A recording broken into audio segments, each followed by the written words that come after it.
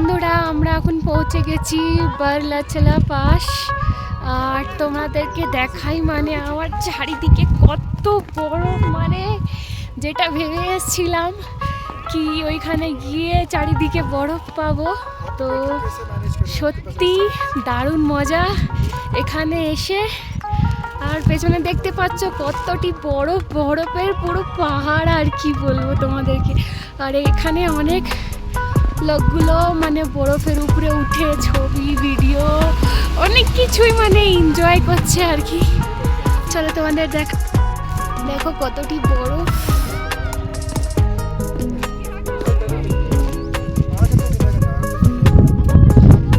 দারুণ দারুণ।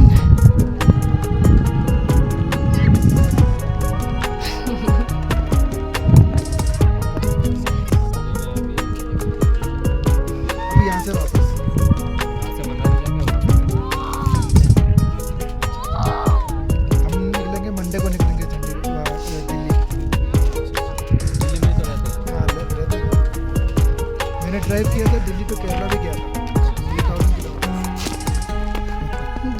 Nice experience. हाँ ये लाइफ में एक बार तो करना चाहिए।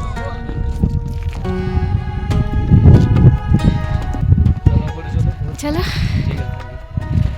चलो, দারুণ মজা। দেখো তোমাদের দাদাভাইকে এখন বরফে যাচ্ছে।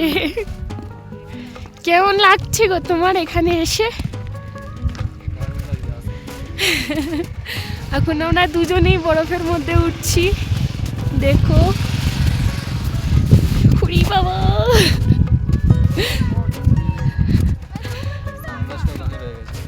সানগ্লাসটা নিয়ে আসো। ও বাবা, দারুণ মজা।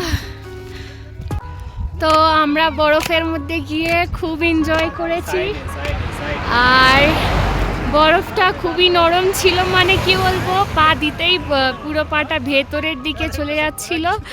আর জুতো মোজা সব ভিজে গেছে, তাই তাড়াতাড়ি করে এখানে এসে দেখো তোমাদের দেখাই।